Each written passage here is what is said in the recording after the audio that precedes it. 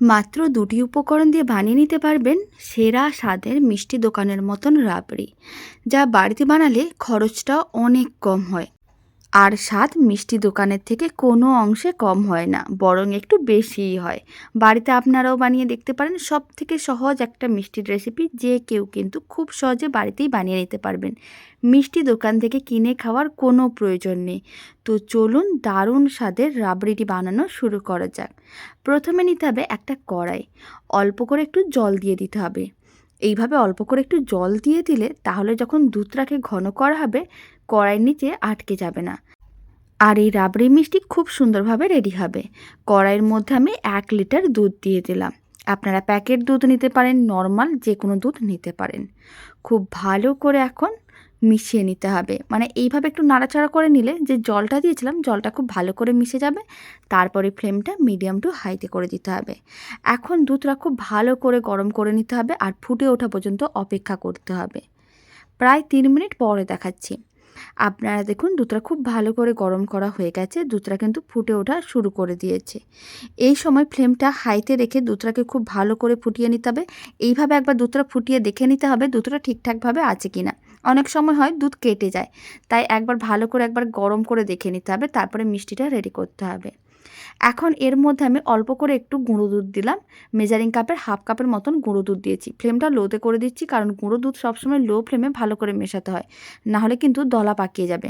তাই লো ফ্লেমে খুব ভালো করে গুঁড়ো দুধটা মিশিয়ে নিতে হবে। এতে গুঁড়ো দুধ কোনো রকম দলা পাকাবে না। আপনারা চাইলে গুঁড়ো দুধ দিতে পারেন, নাও দিতে পারেন, এটা একেবারেই অপশনাল। অল্প একটু গুঁড়ো দুধ মিশিয়ে নিলে অনেক তাড়াতাড়ি মিষ্টির মিশ্রণটা ঘন হয়ে যাবে আর মিষ্টিটা অনেক তাড়াতাড়ি রেডি হয়ে যাবে। তাই আমি এখানে গুঁড়ো দুধ দিয়েছি। আপনারা চাইলে দিতে পারেন, নাও দিতে পারেন। লো ফ্লেমে গুঁড়ো দুধটা খুব ভালো করে মেশানো হয়ে গেছে। এখন ফ্লেমটা মিডিয়ামে করে দিতে হবে। এবার দুধটাকে ভালো করে আরেকবার গরম করে ফুটিয়ে নিতে হবে। ঠিক একইভাবে আগে যেইভাবে দুধটাকে খুব ভালো করে গরম করে ফুটিয়ে নিয়েছিলাম, ঠিক একইভাবে দুধটা গরম করে ভালো করে ফুটিয়ে নিতে হবে। ভালো করে যখন ফোটানো হয়ে যাবে, ফ্লেমটা মিডিয়াম টু লোতে করে দিতে হবে। আর এইভাবে 1 মিনিটের মতন রেখে দিতে হবে। 1 মিনিট পরে দেখতে পাবেন দুধের ওপরে একটা খুব সুন্দর পাতলা করে একটা সর পড়ে গেছে। তখন সেই সরটাকে ঠিক কড়াইয়ের এইভাবে মানে চারিদিকে খুব সুন্দর করে সরটাকে আটকে নিতে হবে। রাবড়িটা ঠিক এইভাবে বাড়িতে বানিয়ে দেখতে পারেন। দোকানের মতন একেবারে পারফেক্টভাবে রেডি হবে।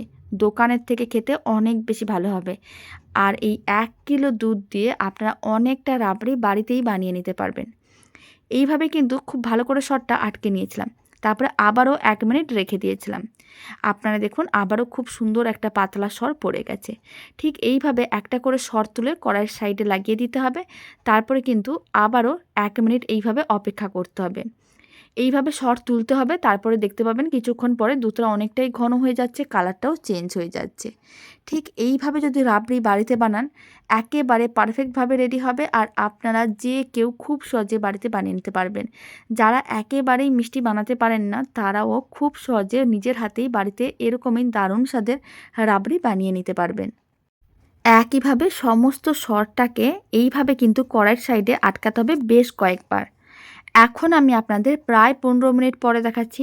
আপনারা দেখুন সরটা কিন্তু বেশ মোটা হয়ে যাচ্ছে আর কালারটাও কিন্তু চেঞ্জ হয়ে যাচ্ছে। কোনো রকম কিন্তু মিষ্টি এখনও পর্যন্ত দেওয়া নেই, কারণ প্রথমে সরগুলোকে এইভাবে তুলে নিতে হবে, তারপরেই কিন্তু রাবড়ির মিশ্রণের মধ্যে মিষ্টিটা অ্যাড করতে হবে।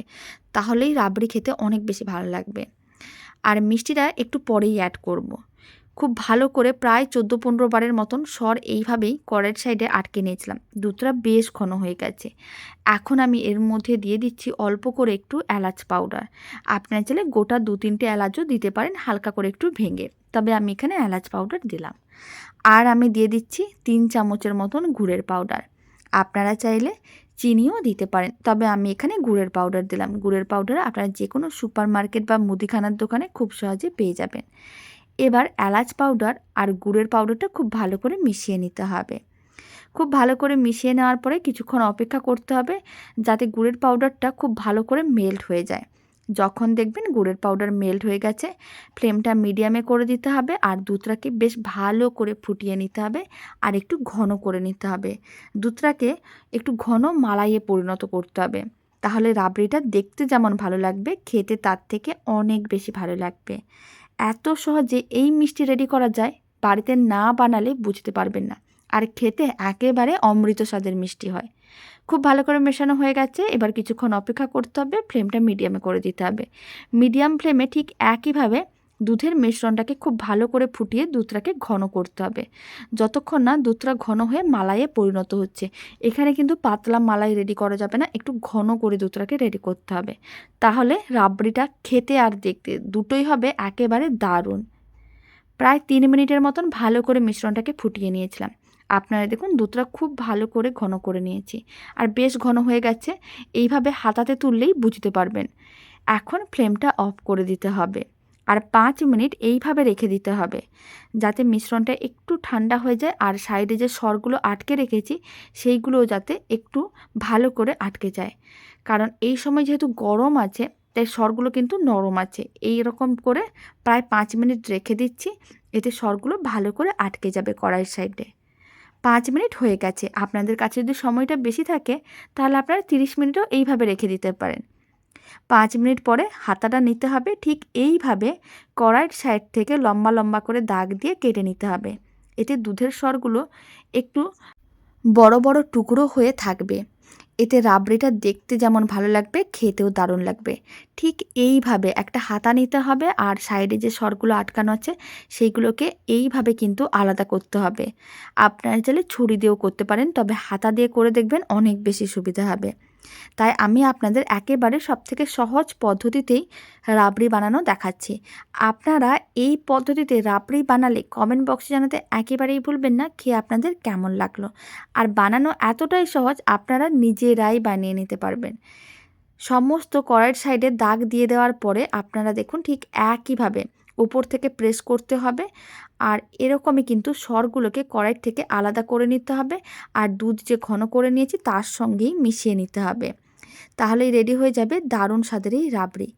বাড়িতে বানিয়ে দেখতে পারেন, দোকানে যাওয়ার প্রয়োজনও পড়বে না, আর যাকে খাওয়াবেন আপনার কাছে রেসিপি জানতে চাইবে। কড়াইয়ের সাইড থেকে সমস্ত দুধের সরটা আমি তুলে নিয়েছিলাম। খুব ভালো করে এইভাবে মিশিয়ে নিতে হবে, আর এইভাবে টুকরো টুকরো যে দুধের সরগুলো থাকে, এরকম করে রাবড়িগুলো খেতে দারুণ লাগে। আর এই সর যখন মুখে পড়বে মনে হবে যেন অমৃত স্বাদের এই রাবড়ি। খুব ভালো করে মেশানো হয়ে গেছে, দারুণ স্বাদের একেবারে রাবড়ি রেডি। এখন একটা সার্ভিং বোলে সার্ভ করে নিতে হবে। আর এই রাবড়ির রেসিপিটা শেষ পর্যন্ত দেখার জন্য অসংখ্য ধন্যবাদ। ভালো লেগে থাকলে আপনারা যদি ফেসবুক থেকে রেসিপিটা দেখছেন, পেজটিকে ফলো করে নেওয়ার অনুরোধ রইল। ইউটিউব থেকে দেখলে চ্যানেলটি সাবস্ক্রাইব করে নেওয়ার অনুরোধ রইল। পাশে থাকা বেল আইকনটি প্রেস করে নেবেন নতুন রেসিপির আপডেট সবার আগে পাওয়ার জন্য। বাড়িতে বানালে কমেন্ট বক্সে জানাতে একেবারেই ভুলবেন না খেয়ে আপনাদের কেমন লাগলো। তো চলুন ভিডিওটা আমি এখানেই শেষ করছি। আপনারা সবাই ভালো থাকবেন, সুস্থ থাকবেন। আপনাদের সঙ্গে আবার নতুন রেসিপি নিয়ে দেখা হচ্ছে।